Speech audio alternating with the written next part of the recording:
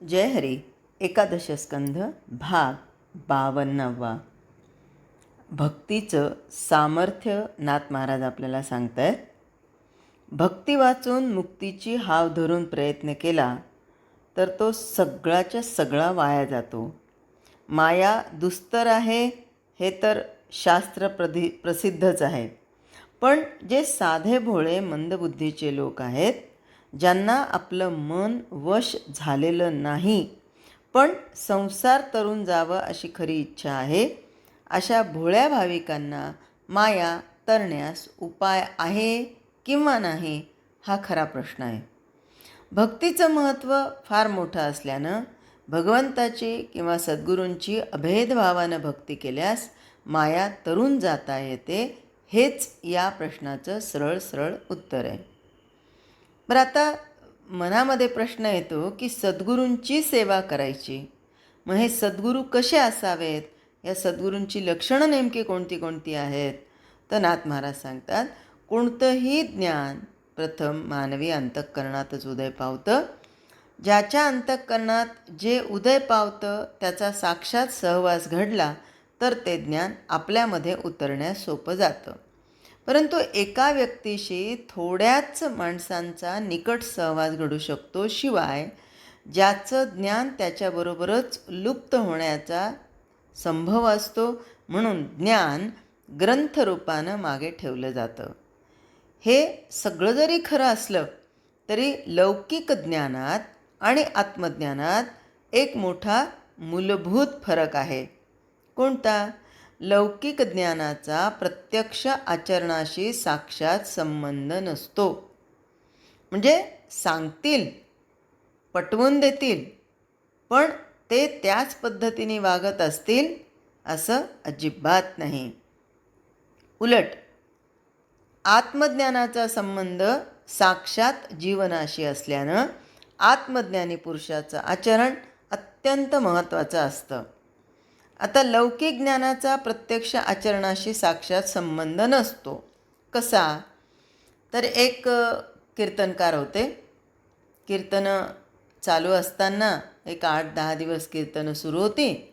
एक नदी पार करून एक वयस्कर स्त्री, आवड होती तिला भगवंताच्या श्रवणाची, जाऊन बसायची, ते कीर्तन ऐकायची.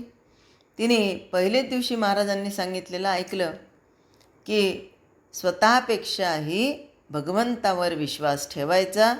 भगवंताचं नाम जर मनापासून घेतलं तर कोणतंही संकट आपल्यासमोर येत नाही. दृढ निश्चय झाला तिचा की भगवंताचं नाम घ्यायचं म्हणजे आपल्याला काहीही संकट येत नाही. आणि आता झालं, समाप्ती झाली. महाराज दुसऱ्या दिवशी जाणार होते. ती म्हणाली, महाराज तुम्ही खूप छान कीर्तनं केली, तुम्ही खूप छान उपदेश दिला. माझी एक इच्छा आहे म्हणे गरिबाची, की तुम्ही एकदा माझ्या घरी येऊन आमचं घर पवित्र करावं. महाराज म्हणाले, काय हरकत नाही, येतो. आता येतो म्हणल्यानंतर म्हणाले, चल. म्हणे कुठे राहते? म्हणे काय नाही, नदीच्या पलीकडे. नदी ओलांडून जायचं? हो म्हणे, नदी ओलांडायला काहीच हरकत नाही आहे, तुम्हीच शिकवलं म्हणे, त्याप्रमाणे मी रोज येते रोज जाते. बरं, त्या दिवशी तर नदीला पूर आला होता, पण हिच्या मनामध्ये महाराजांनी सांगितलेला तो दृढ विश्वास होता की भगवंताचं नाम घेतलं तर आपल्याला संकट येत नाहीत. या म्हणे महाराज, माझ्या मागे मागे मागे मागे मागे मागे या. ही भगवंताचं नाव घेते आणि सर सर सर सर पुढे निघून जाते. आता महाराज अर्ध्या याच्यापर्यंत कसे तरी आले. आता त्यांना जीवाची भीती वाटायला लागली, तिथेच थांबले. ती म्हातारी समोर गेलेली पुन्हा मागे वळून बघती, अहो महाराज या, देवाचं नाव घ्या आणि या, देव आहे आपल्यासोबतच, फक्त एकदा मनापासून नाव घ्या. महाराज म्हणाला, बाई ते कीर्तनात सांगायला बरं आहे, इथं जीवावर बेतलंय माझ्या. कशाचा भगवंत येतो कशाचा वाचवतो, कशाला मरू म्हणे. हे एवढा मोठा पैसा मिळाला, घरी जायचं आहे, तुझ्या कुठं मागे येत बसू. आणि तू कशी चालली? म्हणे महाराज तुम्हीच तर सांगितलं ना म्हणे कीर्तनामध्ये, भगवंताचं नाम घेऊन पुढे चालायचं, काहीच संकट येत नाहीत. चला. कशाचा महाराज जातो, आणि हेच आहे लौकिक ज्ञानाचा प्रत्यक्ष आचरणाशी साक्षात संबंध नसतो. उलट आत्मज्ञानाचा संबंध साक्षात जीवनाशी असल्यानं आत्मज्ञानी पुरुषांचं आचरण अत्यंत महत्त्वाचं असतं. नाथ महाराजांच्या चरित्रातला तो गूळ खाण्याचा प्रसंग सगळ्यांना माहिती असेल. एका स्त्रीचा मुलगा खूप गूळ खात होता आणि गूळ उष्ण असतो, त्या गुळामुळे त्याला खूप त्रास व्हायचा.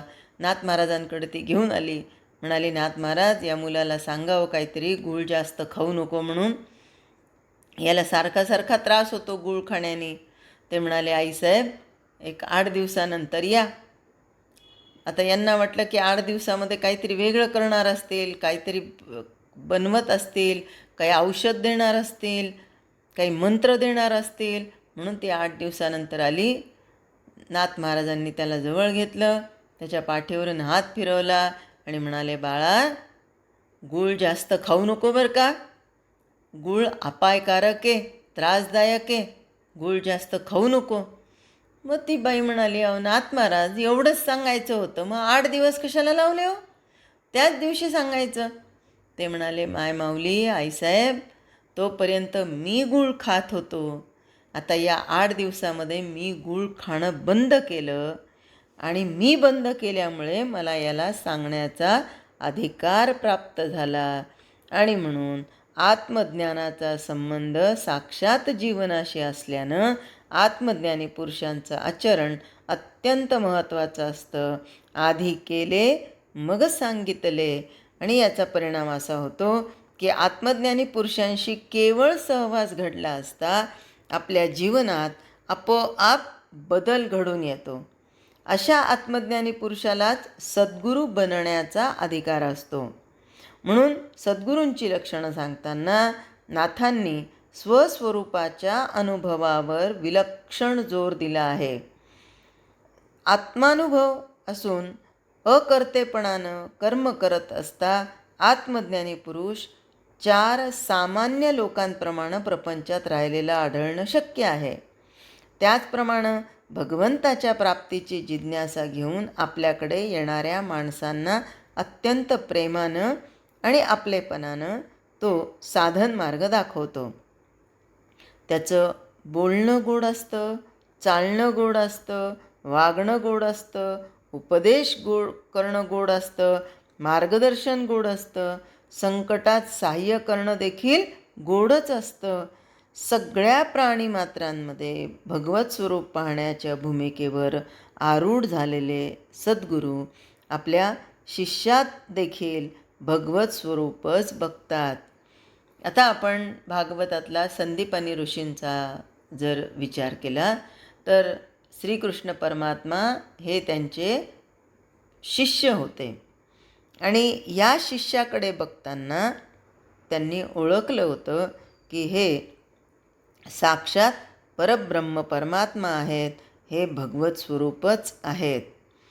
मग असे जे आत्मज्ञानी असतात किंवा असे जे ज्ञानी म्हणजे भगवत स्वरूप पाहण्याच्या भूमिकेवर आरूढ झालेले सद्गुरू आपल्या शिष्याला देखील भगवत स्वरूपच पाहतात, मग त्याच्याकडून सेवा घेण्याचा प्रश्नच निर्माण होत नाही. हे जरी खरं तरी गुरुपणाचा धंदा करणारी माणसं समाजात असतात. नाथांच्या वेळी देखील असे लोक होतेच ना. त्यांचंही वर्णन नाथांनी केलेलं आहे.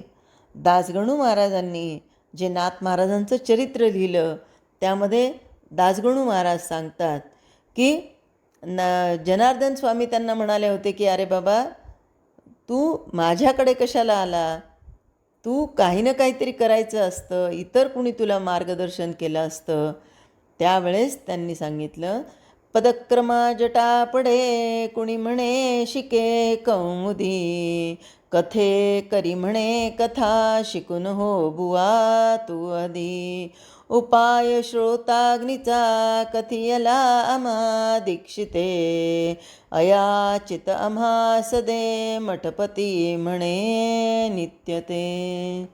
असे सगळ्या प्रकारचे गुरु मला भेटले, पण या गुरूंनी भगवत स्वरूप कदाचित स्वतः पाहिलेलं नसेल आणि म्हणून त्यांनी मला या प्रकारचा उपदेश केला की बाबा रे, तू कथा शिक, कथाकरी हो आणि तू मठाधिपती होण्यासाठी अयाचित व्रत घे.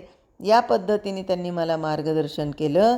म्हणजेच देहबुद्धीचा नाश न करता देहबुद्धी वाढवली, पण खऱ्या अर्थाने देहबुद्धीचा नाश करून आत्मबुद्धी निर्माण करावी आणि सगळ्या प्राणीमात्रांमध्ये भगवंत भरून राहिला आहे हा अनुभव घ्यावा आणि दिव्य आनंदामध्ये प्रारब्धानं आलेले भोग भोगत असता जगाचं कल्याण करत जगावं असे सद्गुरू आपल्या शिष्याला शिकवत असतात. परमात्म्याची प्राप्ती होण्याकरता दृश्य पूर्ण नश्वर आहे हे सगळ्यात आधी मनाला पटलं पाहिजे. कारण मनाने जर निश्चय केला, म्हणजे निश्चय बुद्धी करते, मन संकल्प विकल्प करतं, पण मनाने जर हा संकल्प केला की नाही हे सगळं खोटं आहे आणि मनाला जर ते तसं पटलं की मग संपूर्ण श्रद्धा धारण करून श्री सद्गुरूंना अनन्य शरण जावं. सद्गुरूंच्या वचन सामर्थ्यानं मी माया तरून जाईन असा निश्चय करून भगवंताच्या प्राप्तीसाठी साधक सद्भावानं सद्गुरूंच्या चरणी लागतो. पण सद्गुरू कुणाला म्हणावं ही अडचण पडते हो, कारण गुरूंचे प्रकार पुष्कळ आढळतात. आधी सद्गुरू नाहीत कोण ते नाथ महाराज सांगतात. कारण कोणती गोष्ट आधी करू नये हे समजलं, मग काय करायचं ते समजतं. मग आता सद्गुरू कुणाकुणाला म्हणायचं नाही? कोण कोण आहेत त्या यादीतले? तर कोणी वेद शिकवतात, कोणी उत्तम व्याख्यान देतात, कोणी भविष्य सांगण्यात पारंगत असतात. हे गुरु खरे, पण जाणते लोक त्यांना सद्गुरू म्हणत नाहीत. कुणी आगमोक्त मंत्रांची ती शिक्षा देणार, दीक्षा देणार किंवा स्वतः उपासना करणार आणि शिष्याला मंत्र देऊन जप करायला लावणार, पण त्या मंत्रानं आत्मदर्शन होईल की नाही हे गुरुला आणि शिष्याला दोघांनाही कळत नाही. कुणी प्राणायाम करायला लावून अनेक प्रकारचे नाद आणि रंग दाखवतात, कुणी हठयोगाच्या नादी लावतात, तर कुणी निरनिराळ्या योगमुद्रा लावून बसवतात. अशा मार्गांनी आत्मदर्शन होत नाही. जय हरी.